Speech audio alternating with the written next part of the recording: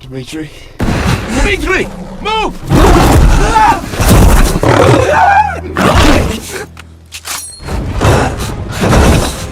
Kraven!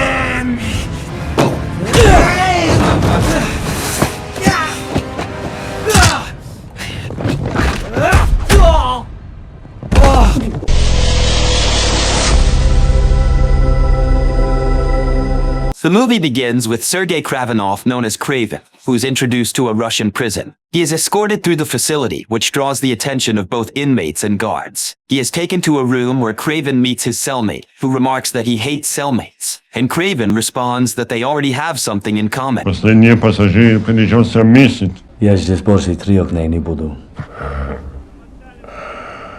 Later, while exercising, 2 men approach Kraven and ask him to leave the place as it is their private territory.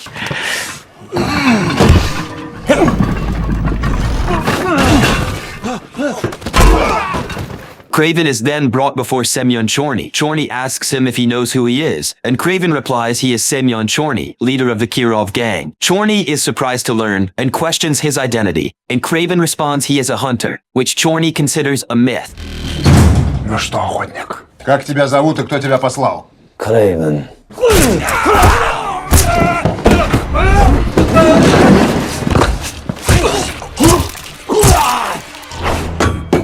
Заключенный сбежал! Куда подойти? Считай ему уйти!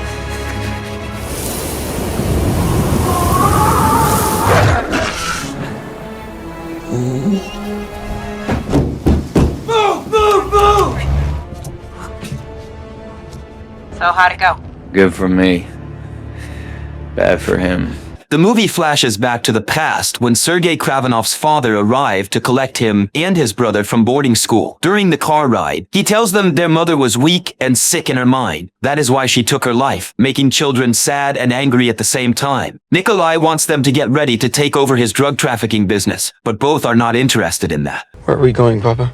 To the funeral? If you take on life, you do not get honor of funeral. In Tanzania, a young girl, Calypso Azili, is living with her grandmother. She saw Calypso handling her tarot cards. Her grandmother tells her that the cards are not mere playthings, but tools of divination that can reveal insights into the future. She proceeds to instruct Calypso on the proper method of laying down 3 cards, each representing the past, present, and future. She draws a card that shows a man and a lion, meaning something big is coming. The grandmother then entrusts Calypso with a special herbal potion, a family heirloom passed down through generations, instructing her that she will intuitively know the right moment to use it. Kravenov's family arrives in North Tanzania for hunting. They hunt a deer, and the father gives his sons a lecture about survival. Never fear death. They are prey. We are predators. Dmitri, don't look so weak. Be a man. They set up camp for the night, where younger brother Dmitri complains about father's distant behavior with him to Kraven, but he relaxes him. It is revealed that Dmitri is Nikolai's illegitimate son. The next day, as the family was leaving along with their father's men, they saw a lion who attacked Kraven and Dmitri. What is your name?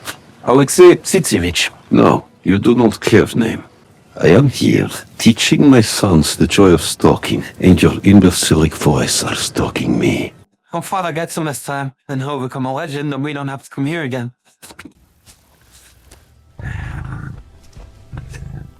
Dmitri?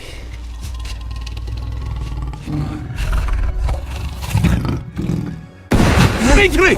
Move!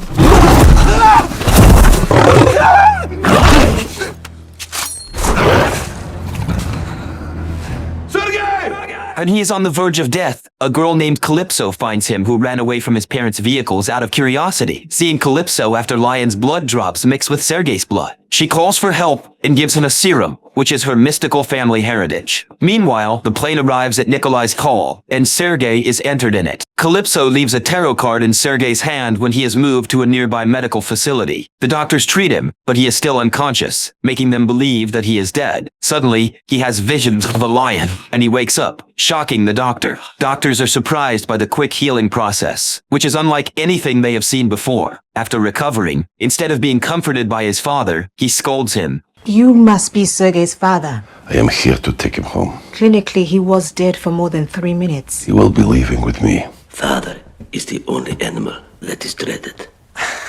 Fear will eat you. Are you weak like your mother? Crazy? You are old enough to understand. You know my business, yes? And you will stay here. With me. You never have to be afraid again. He should have killed you! What's going on with you?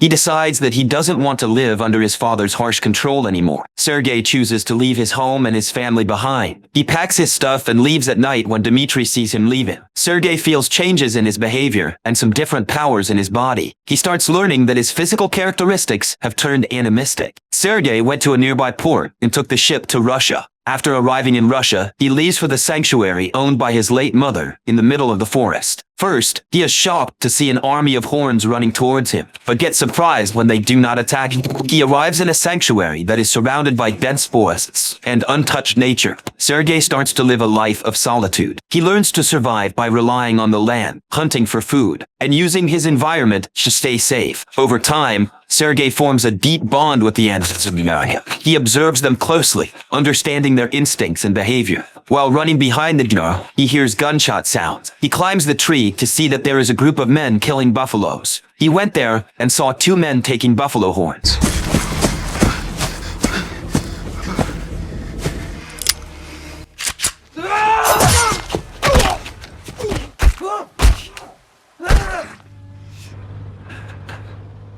In the present, Kraven's plane has arrived near the sanctuary. He leaves the plane and receives messages from his father, who wants him to come back, and his brother, who wants to meet him. Sergei, who goes by Kraven now, works as a vigilante, eradicating criminals. Kraven turns off his phone and catches fish from a nearby lake. He takes a rest in his sanctuary. The next day, he finds a group of men killing and taking bull's horn. He tries to stop by telling them that it is private territory and they are not allowed to hunt. There's 6 of us and only one of you. There's 6 of you now.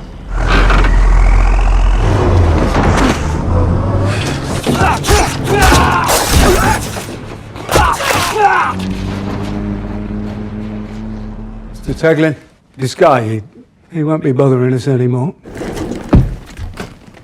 Where's Mr. Taglin? You're standing in him. The men in that book, they're the ones you want. They're the ones in charge. I can help you find them. Found you. Meanwhile, in London, Calypso, who has become a lawyer, gets upset after finding out about the death of her friend, colleague, and mentor. At the funeral, she gives a speech. She meets Kraven when she is about to leave the funeral place. She does not recognize him at first, but is surprised to see the same tarot card in his hand that she gave him years ago. He asks her to take revenge on those who killed her friend, and he will help her with that because he loves to do manhunting. Hunting people down is sort of my thing. They gonna get him? Probably not. What would you say if I told you? I already did. Later, Calypso finds out the news that the man who killed her friend has been murdered by the hunter. They met, and they had a detailed conversation about their lives. Kraven tells her that the press calls him Hunter, but he prefers Kraven. He lives far away from London, but came here to check on his brother. He answers her question about his father being a gangster. He explains that he is unlike his father and grew up eradicating criminals. She talks about her life. She became a lawyer like her parents. She served 7 years in New York and now works in the biggest firm in Europe in London. He gives her a list of criminals and wants her to become his partner. She leaves after telling him she will think about it. Well, you're gonna need a lawyer, or worse, if you keep messing around in this world. What about a partnership? And then I can Yeah, do I what- get it. If you keep going after the names on that list, people you care about are gonna get hurt. Meanwhile, Alexei Sitsevich, a Russian mercenary who can transform into a human rhino hybrid by injecting himself with doses of an experimental serum, went to choose a sniper as his partner for assassinating Nikolai. Don't you want to know why they call me the Rhino?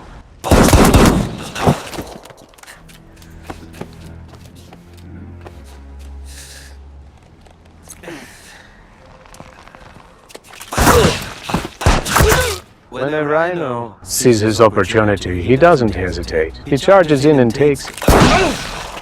We have a winner.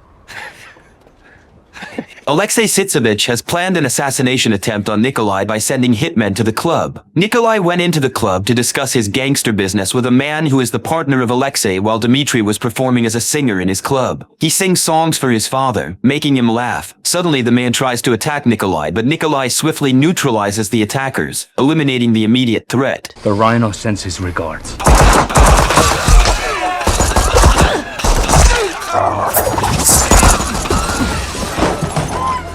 Get up. I get attacked. And who do I have to defend me? The piano player. You won't even defend yourself. He is informed about the failed attack, and we get to the part where I've been rolling from laughter after hearing Rhino's scream. All of our guys are dead. You're a killer! Sir, yes, sir! Let me see your war face! Sir! You got a war face?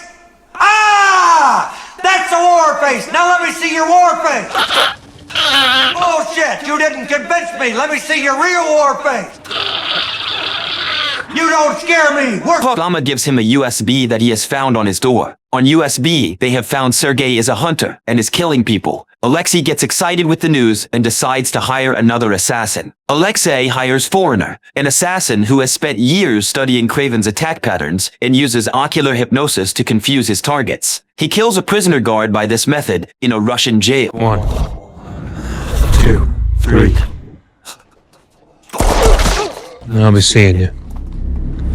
Kraven went to Dimitri's apartment by climbing the building and entering through the balcony. Dimitri was taking a shower when he got scared to see someone but became happy after finding Kraven. He wishes Dimitri a happy birthday and wants to take him for dinner. Dimitri insists he change clothes. And later, the two arrive at a restaurant where Dimitri expresses his sadness and frustration for being weak. He doesn't like being weak and getting hate from his father. He wanted to be strong like his brother, but he was not lucky like him. Kraven tries to console him, telling him he should be happy with what he is and not try to become someone else. They are later joined by their father, who hugs Dimitri, wishing him a happy birthday, but Kraven only shakes hands. He apologizes to him for the past and asks him for forgiveness. Dimitri serves them a drink that is given to him by Nikolai as a birthday present. Later that night, Kraven takes Dimitri to his apartment as he is too drunk. Dimitri tells him that he knows Kraven visits him on his birthday because he feels guilty for leaving Dimitri to his father. He tells him that he has forgiven him and then falls asleep. Kraven tries to sleep but finds it difficult, so he goes for a walk to a nearby park and sleeps on the grass. This results in Dimitri being taken prisoner by mercenaries. In the morning, he returns to the apartment just to find everything broken and blood on the bed. After witnessing Dimitri's abduction from his apartment window, Kraven quickly realizes what's happening.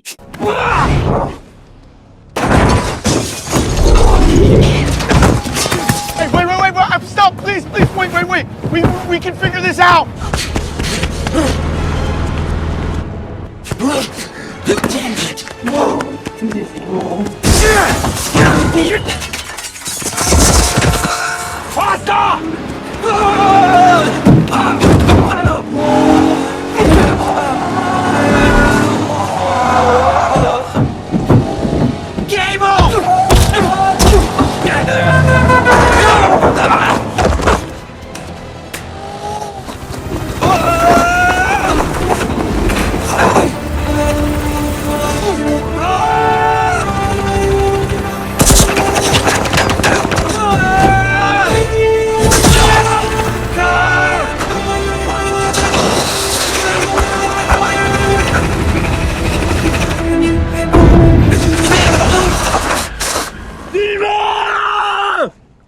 Kraven went to Calypso in her office, where he was stalked by the guard as he was barefoot. But Calypso allowed him to come in. He provides all the details of his brother's abduction to her, and wants to do something for which she promises to find his brother by all means. He then visits his father, who has already received a call asking for ransom money. He gives details of the kidnappers to Kraven, but is not ready to pay cash, as it will make him look weak, who played with the money after getting scared. He shows Dimitri's finger sent by kidnappers to Kraven. Kraven became angry at his father for thinking about his reputation instead of his son's life. Nikolai blames Kraven for abandoning Dimitri, and tells him that he will die sooner or later, so paying ransom money will not help. You're a drug dealer. You let him die, his blood is on your hands. On my hands? He was dead the moment he was taken. Whether I pay or not. You're despicable. Of course I want him back. Dimitri is locked in the small room where Omer gives him antibiotics, as they do not want him to die. Calypso calls Kraven and gives him details of Omer. Kraven thanked her before entering the plane and leaving for Turkey. Kraven arrives at the monastery, which is located in a remote, mountainous area in Turkey. The building is old and heavily guarded by Omer's men. He silently takes out the guards stationed outside the monastery, one by one, without raising an alarm. Biraz hareket yapmam lazım.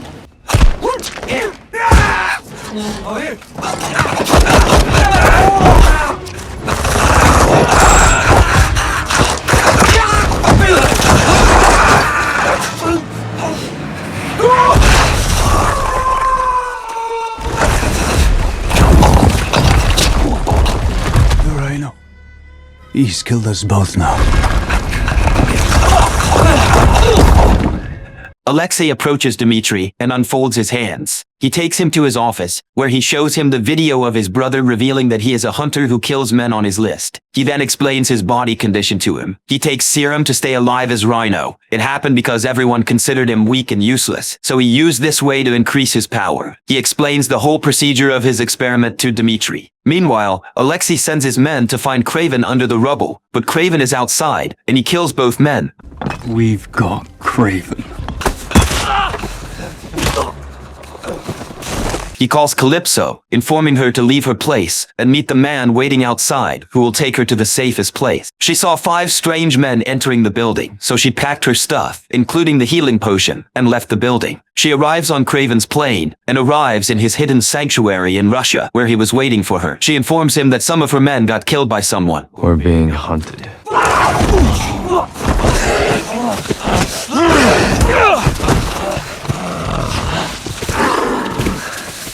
You're a goddamn lunatic, I swear.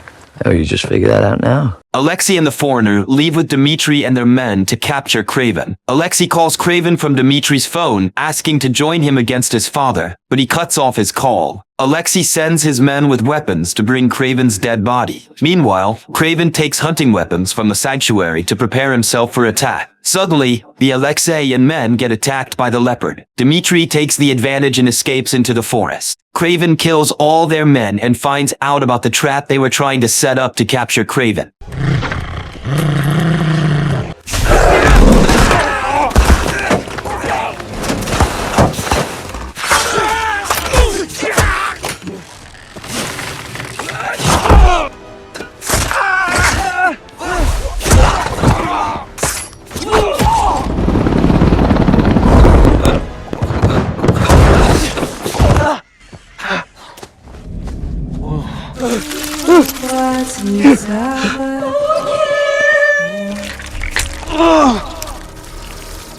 One, 2, 3. The myth.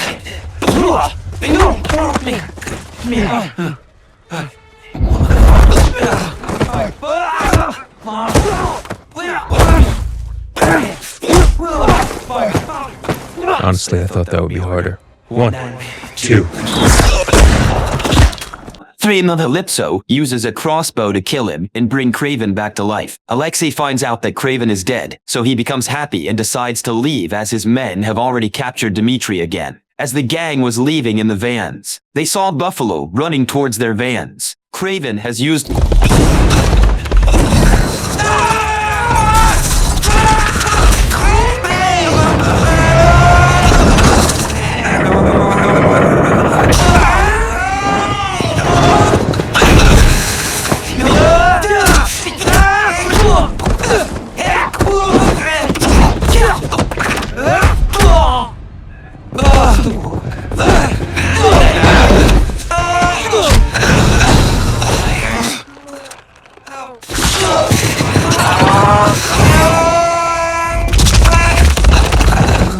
Video of me, how did you get it? He deserves to die. He will. I wish I never met you, Kravinovs. Before dying, he reveals that Nikolai was behind everything. After realizing that Nikolai was the one who told Alexei about him, Kraven follows his father to a forest in Siberia to get answers. Nikolai is surprised to see him and asks him how he found him. He drinks alcohol and offers it to him. Nikolai admits that he knew Alexei was after him, and he was a strong opponent, so he used his sons to get rid of him. He was the one who sent Kraven's video to Alexei. I mean, Dmitri could have died, but that's the price of doing business, right? No. You would not let anything happen. Forget about the past. Imagine a future together.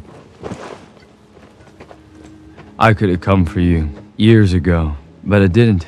You were my father. I still am. Never fear death. Isn't that what you taught me?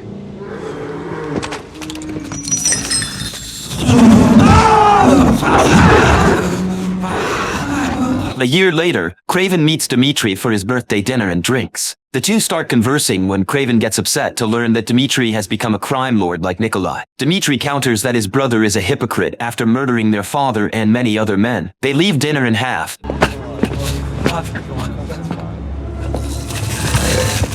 Hey, I've always been a chameleon. The rhino is gone. Dad is gone.